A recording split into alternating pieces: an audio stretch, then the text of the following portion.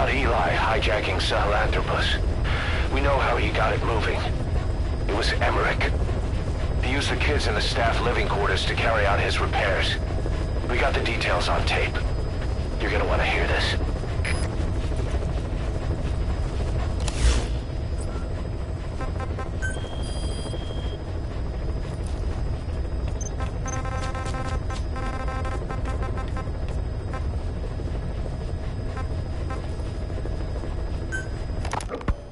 Fine. Yes, Strangelove was doing AI research in that lab. Why hide that until now? Why? Okay, so what? I wasn't working alone. You've got to understand. You do understand, right? I'm gonna drag her into this. It's my load to bear, alone. So you didn't create the AI intended to drive Sahelanthropus. It was Strangelove. Skullface was never in favor of AI control. So naturally they argued. Strangelove, she got him angry and he killed her.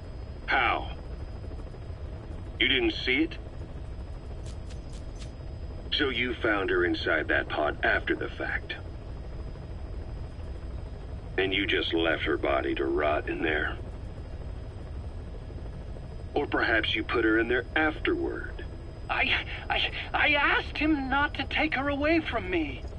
So she was killed by Skullface, but you asked nicely, and he put her body in the AI pod for you? That's right. Pathetic. You know, we have another idea. That you killed her. What, me? I couldn't kill her. You in the pod. I wouldn't. Don't treat me like one of you. I can't just kill anyone whenever I feel like it. I'm a normal human being. Oh, I see. So you just shut her inside and waited for her to die. I would never do that. What, you mean she killed herself? Yes. She climbed inside that pod and shut the door. It can't be opened from the outside. It was suicide. Suicide, I said. She killed herself. She got in when I wasn't looking and suffocated. She'd often try to do things like that. By the time I realized and opened the door, she wasn't breathing. I got scared and shut the pod again.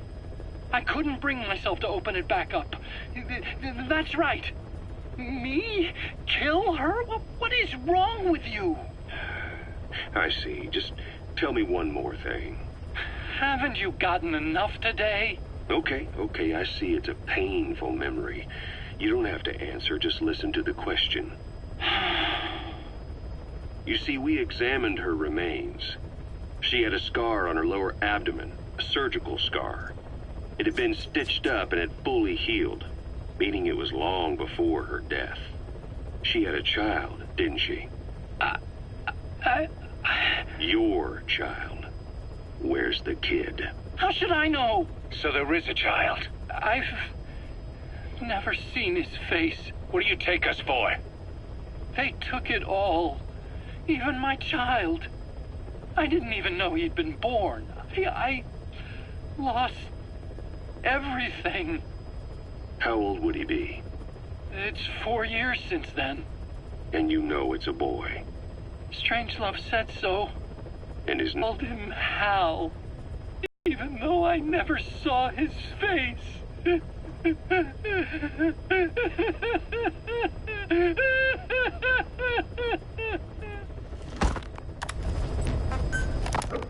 What was your goal in having the children repair Sahelanthropus? I just answered their questions. I had no idea they would actually try to fix it. I mean, can you imagine a child piloting it? Oh, sure, easily. It wouldn't work. I bet it's just like riding a bike. I said it didn't work. Who did you try? I didn't. Did you put your son in it? We never did that. His name was, Hal, wasn't it? I thought you said you never saw his face. But you made him pilot Sahelanthropus. You used him in your experiments. He wanted to get in. It was such a short time we had. So he was with you. We were happy. You're still happy now. Changing your lies to suit the listener and getting by slipping through the cracks. Building layer upon layer of convenient stories until nothing means anything to you anymore. You're happy all the time because you don't even notice you're doing it. Think hard. Who are you really? You're not a victim, and you're not the silent majority. You're a perpetrator and a petty hypocrite. The real world doesn't make you suffer. It's the other way around.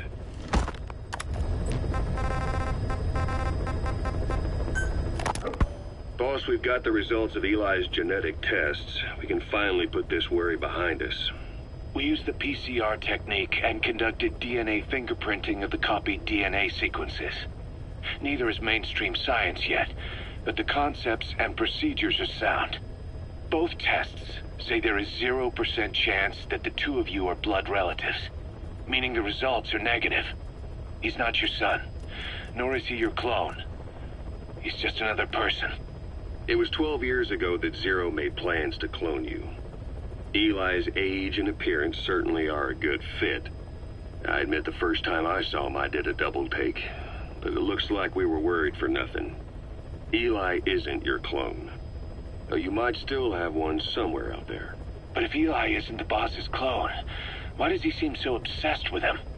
Not to mention having one hell of an attitude for his age. I don't know. Learning the truth about himself, cursing the fact he's a clone, bearing a grudge against selfish adults, and coming to hate who he was cloned from. Big boss. If that were really the case, I could understand it. I might even feel a bit sorry for him. But no clone could have a totally different DNA fingerprint. And the test left no room for error. You yourself were there when we drew Eli's blood sample. Come to think of it, when we went to OKB-0, he'd snuck onto a chopper and was there. Yeah. He was acting strange even then. Or actually from a little before that time. That was exactly when we began these tests. Maybe he suspected something when we drew the sample, not knowing what we were doing to him, and becoming mistrustful of us. Hard to say. Eli's had an attitude problem from day one. So what is he then? Well, if he's gonna tell us that himself, we'll need to get him to open up more first.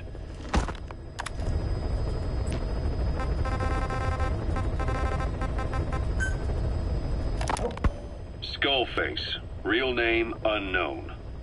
Born in Hungary, more specifically northern Transylvania, after it reverted to Hungary from Romania.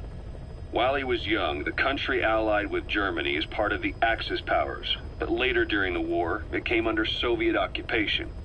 The Hungarians struggled for independence, but the Soviets came down. Hard. Just like he said, time and again the country was ruled by a foreign tongue. When he was a young boy, he lost his native language, the bedrock for any developing child. His country, his family, his face, his identity, everything was stolen from him. All he had left was his skull. Skullface first tried his hand at espionage during all the chaos from the war.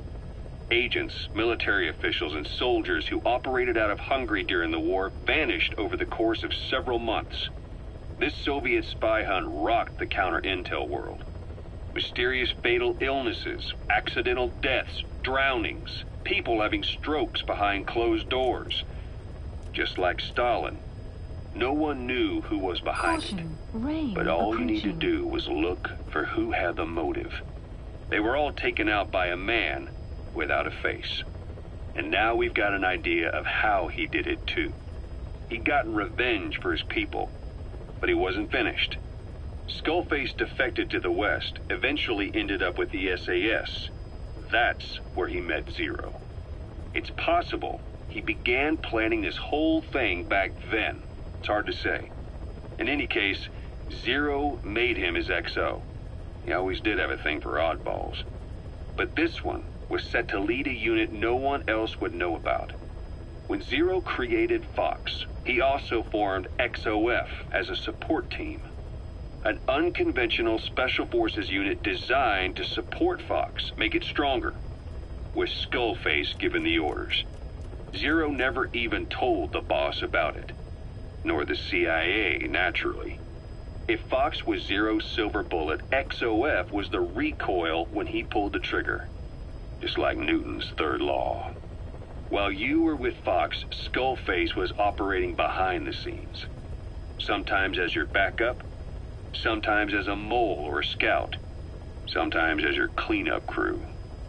Fox's tail, making sure the mission succeeded and that you survived. We only have his word to go on, but Skullface's goal was revenge against those who'd use language to subjugate people. Those corrupting and forcing a new tongue on them. Those using the power of language to control information. Naturally, that set his sights on Zero. To Zero, English was simply the most convenient code. But to Skullface, English was a parasite. And by eradicating it, he'd stop the world from being eaten away. If that didn't work, he was ready to see the world scorched by nuclear fire. To save language, culture, and race from annihilation, he was willing to overstep the hands of the doomsday clock. That is, of course, if you believe anything he had to say.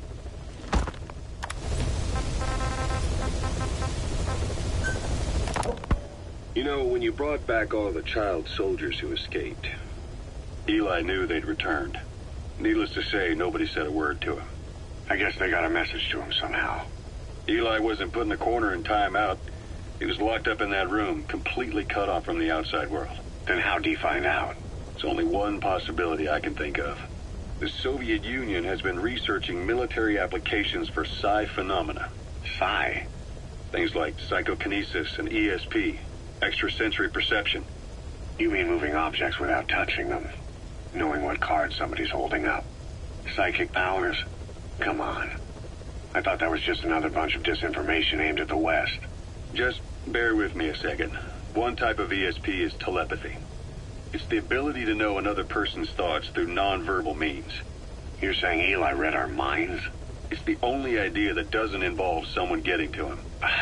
Ocelot. Look, psi research isn't some hocus pocus. It's all evidence-based, scientific... There's got to be another explanation. Maybe one of the kids stuck a note to your back.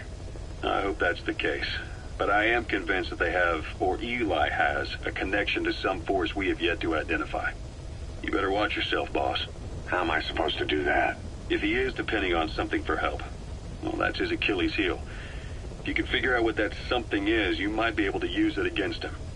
I'll keep that in mind. Oh, and the medical team is looking after the kids left on Mother Base. For the moment, they don't seem too panicked. But boss, get this. Eli got those kids to plot their armed uprising as a diversion.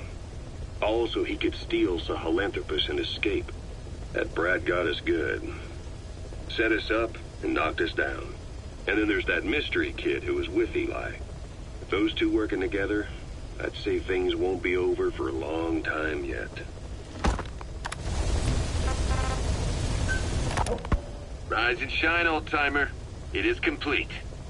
I had our best and brightest working overtime, fine-tuning the greatest burger the world has ever known.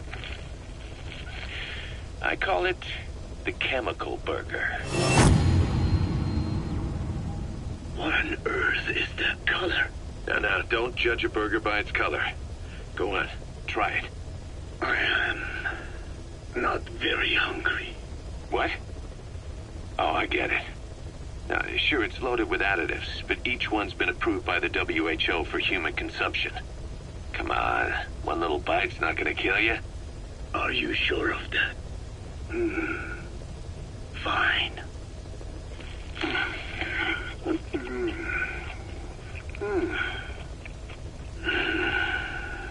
Well, what do you think? It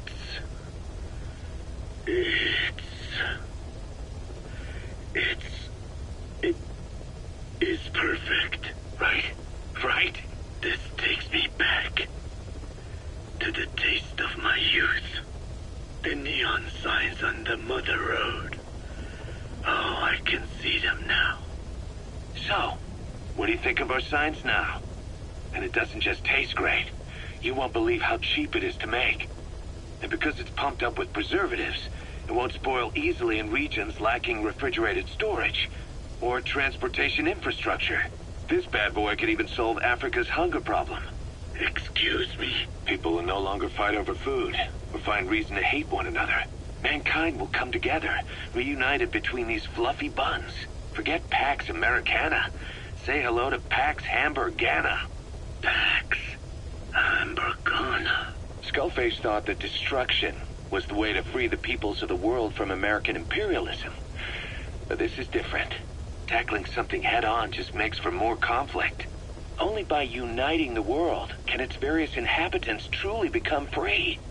Having lived as an American parasite as long as I have, I know what I'm talking about. The chemical burger is poised to be the greatest liberating force the world has ever known. An ethnic liberator. Burger. Now all I need is a better brand image, starting with a name. Gotta run, old-timer. I'll catch you later.